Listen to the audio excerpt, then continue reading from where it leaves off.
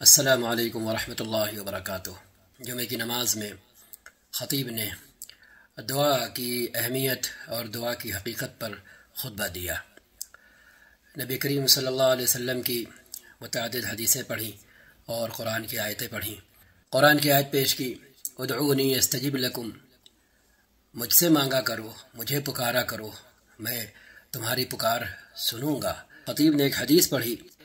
بخیل ترین انسان وہ ہے جو سلام نہ کرے، اور عاجز ترین انسان وہ ہے جو دعا مانگنے سے بیزار رہے، دعا نہ مانگے۔ اس سے بڑا اپنے خالق کے حق کا پامال کرنے والا کوئی نہیں ہے۔ اصل حقیقت دعا کی یہ ہے کہ ہم مشکل میں ہوں تو، راحت میں ہوں تو، ہر حال میں اللہ تعالیٰ کی طرف دیکھیں اور ہر حال میں اسی سے مانگیں۔ تکلیف میں مانگیں گے تو کیا کہنے، تکلیف میں تو مانگا ہی جاتا ہے۔ خوشی میں مانگیں گے، یہ ہم اظہار کریں گے کہ ہم خود بھی اسی کے بنائے ہوئے ہیں، اور جو کچھ اس نے دیا ہے وہ بھی اسی کا ہے، اسی کا رحم و کرم ہے، جس کی وجہ سے ہم اس راحت بھرے ماحول میں ہیں۔ کہ آدمی دعا کو اپنی عادت بنائے تاکہ وہ عادت عبادت میں تبدیل ہو جائے ہر حال میں۔ جیسے آپ صلی اللہ علیہ وسلم نے فرمایا تھا کہ جوتے کا تسمہ بھی ٹوٹ جائے تو اللہ سے مانگو۔ اب بظاہر عجیب لگتا ہے کہ جوتے کا تسمہ ٹوٹ جائے، کوئی چیز ٹوٹ جائے تو اللہ سے مانگے، یہ کون سی بات ہے؟ اب اس کے نظارے بھی دیکھنے میں آتے ہیں کہ جوتے کا تسمہ ٹوٹ جائے اور کوئی جوڑنے والا نہ ہو، تب انہی صاحب سے پوچھیں جو یہ سوال کر رہے تھے یہ کون سی بات ہے؟ تو مطلب کیا کہ ہمیں جو ضرورت درپیش ہے اس کا بندوبست ہو جائے۔ تو اگر یہ فہم ہو اور یہ سمجھ ہو تو پھر کوئی تعجب کی بات نہیں ہے کہ ہم گھر سے نکلنے سے پہلے اللہ سے مانگ لیں کہ اے اللہ ہمیں یہ ضرورت درپیش ہے، ہمیں نہیں پتہ جس دکان میں ہم جا رہے ہیں وہاں یہ سامان ہے نہیں ہے، لہٰذا تو کم سے کم اس دکان میں ہو تو، کسی اور دکان میں ہو تو، وہاں تک پہنچنے کا صحیح سالم حالت میں ہمارا انتظام کر دے اور ہمیں جو ضرورت درکار ہے وہ پوری کر دے۔ یہ بالکل ایسے ہی ہے جیسے ڈیوائس ہمارے ہاتھ میں ہے سمجھنے سمجھانے کے لیے، ٹھیک ہے؟ اب ہم یہ سمجھ لیں کہ بس ڈیوائس ہمارے ہاتھ میں ہے، بس ہم جیسے چاہے استعمال کریں۔ اپنی ڈیوائس سے باہر کی دنیا میں جانا چاہتے ہیں ڈیوائس ہی کے ذریعے سے، انٹرنیٹ کے نام پہ، لیکن انٹرنیٹ ڈسکنیکٹڈ ہے اور آپ سمجھ رہے ہیں انٹرنیٹ موجود ہے۔ اب آپ پریشان ہیں، یہ کھول لیں وہ کھول لیں، دنیا جہاں کا سب کرے لے رہے ہیں، لیکن ایک کام نہیں کر رہے کھول کر کے کہ انٹرنیٹ کا آئیکن چیک کر لیں کہ انٹرنیٹ اویلیبل ہے کہ نہیں ہے، یہ نہیں کر رہے۔ تو ہم کیا کرتے ہیں، جیسے ہی موبائل اٹھاتے ہیں، لیپ ٹاپ کھولتے ہیں، کمپیوٹر کھولتے ہیں، تو سب سے پہلے کیا دیکھتے ہیں؟ سب سے پہلے دیکھتے ہیں انٹرنیٹ کا آئیکن کہ انٹرنیٹ اویلیبل ہے کہ نہیں ہے۔ یہی کہا جا رہا ہے کہ ہم کچھ بھی کرنے چلیں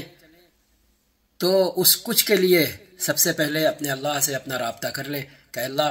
ہمیں یہ ضرورت درکار ہے، ہمیں یہ کچھ چاہیے ہے، اس کے حصول کی آسانی پیدا فرما دے۔ تو ہمارا کام ہے کہ ہم اس کے آگے ہاتھ اٹھائیں، ہاتھ پھیلائیں اور اس کے در پہ ناک رگڑیں، پیشانی رگڑیں اور اس سے خوب دل کی حضوری کے ساتھ، استحضار کے ساتھ مانگے۔ کیونکہ ایک حدیث میں یہ بھی آتا ہے، امام نے اس کا بھی ذکر کیا کہ غافل دل سے جو بات کہی جاتی ہے اور جو دعا مانگی جاتی ہے وہ قبول نہیں ہوتی، اسی طرح جب جلد بازی دکھائی جاتی ہے تو بھی قبول نہیں ہوتی۔ ورنہ دعا جاگتے دل کے ساتھ، حاضر دل کے ساتھ مانگی جائے اور جلد بازی نہ کی جائے، پورے یقین کے ساتھ مانگی جائے کہ اللہ قبول کر کے رہے گا، کیونکہ اسی نے کہا ہے، اسی نے مانگنے کا حکم دیا ہے۔ تو ہم عبادت کا کرنے کا اجر اور ثواب بھی اس سے مانگیں، اپنی ضرورتیں اس کے آگے پیش کریں، اسباب اختیار کریں۔ اسباب اختیار کرنے کو اسی نے کہا ہے، اس لیے یہ بھی عبادت ہے اسباب اختیار کرنا۔ لیکن اسباب اختیار کرنے سے پہلے اسی سے ان اسباب کے جٹنے، ان اسباب کے مہیا ہونے کی عرضی اس کے سامنے پیش کریں۔ جو ضرورت درکار ہے، اس سے جڑے جو اسباب ہیں، اے میرے رب وہ مہیا فرما دے، اس کے مہیا ہونے کا انتظام فرما دے، آسانی فرما دے، سہولت فرما دے۔ تو جب آسانی ملتی ہے اور جب بندہ دیکھتا ہے کہ کام ہوتا چلا گیا تو پھر فطری طور پر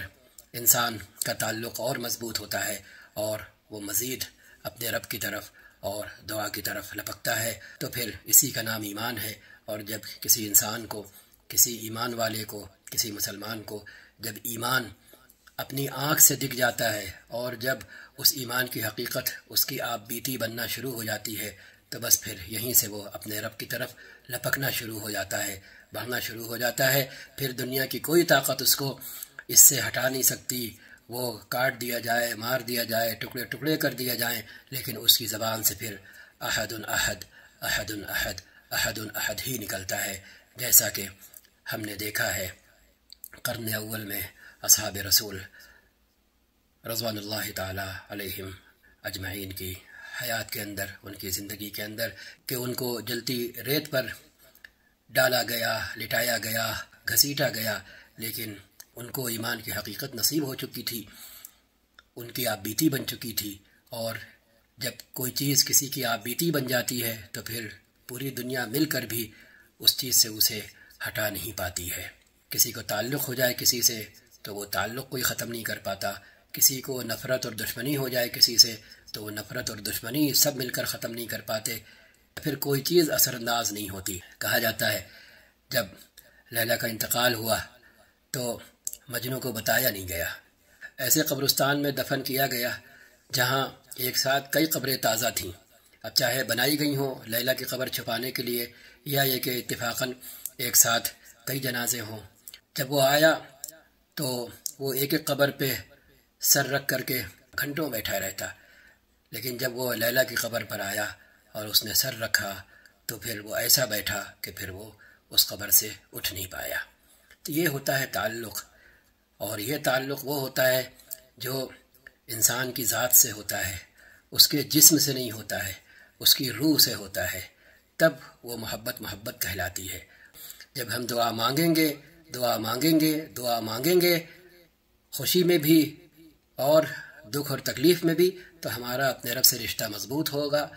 اور جب رشتہ مضبوط ہوگا تو مضبوط ہوتا چلا جائے گا۔ جب ہمارے کام آسان ہوں گے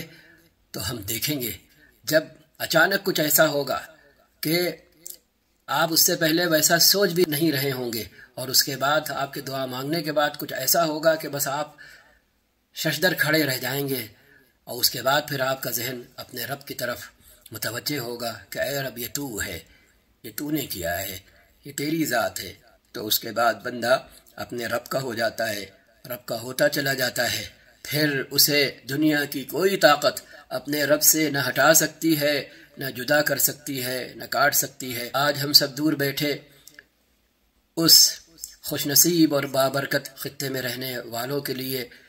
جو دعائیں کر رہے ہیں اور ان کی جس بہادری کے ترانے پڑھ رہے ہیں، تو ان کے پیچھے اسی ایمان کا دخل ہے۔ انہوں نے جان کی، مال کی قربانی دی، دیتے چلے آئے، اور انہوں نے دیکھا اس قربانی کے نتیجے میں ایمانیات کو، جو ہمارے لیے ابھی تھیوری ہیں، کسی کسی کے لیے پریکٹیکل بن گئی ہیں، لیکن ان کے لیے وہ ایمان حقیقت بن گیا کہ جب انہیں یہ دکھ رہا ہے شہداء کے جسموں سے مشک کی خوشبو آ رہی ہے، ان کے جسم سڑ نہیں رہے ہیں، گل نہیں رہے ہیں، تو اس سے بڑا ایمان اور کون سا چاہیے ہے؟ یہ دیکھنے کے بعد تو جان بچانے کی کوئی اہمیت نہیں رہتی ہے، انسان ہتھیلی پہ جان لیے چلتا چلا جاتا ہے، کیونکہ وہ دیکھ رہا ہوتا ہے بل احیاء عند ربہم، کہ وہ اپنے رب کے یہاں زندہ ہیں، اور اس زندگی کا نتیجہ اس دنیا میں بھی دیکھ لو کہ ان کا جسم صحیح سلامت ہے، وہ سڑ نہیں رہا، وہ گل نہیں رہا، بدبو نہیں آ رہی، بدبو کی جگہ خوشبو آ رہی ہے۔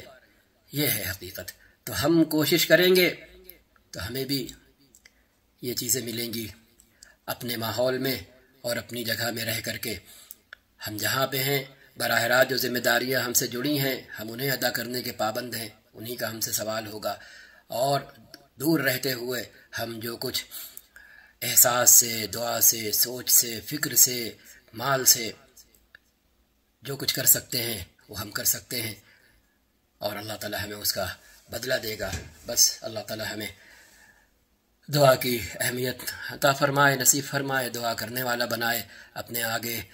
ناک رگڑنے والا، پیشانی رگڑنے والا بنائے، تڑپنے والا اور مچلنے والا بنائے، اور اضطرار کی حالت تک پہنچا دے مانگنے میں، تاکہ ہم جو مانگیں وہ مل جائے، چاہے ہو بہو وہی،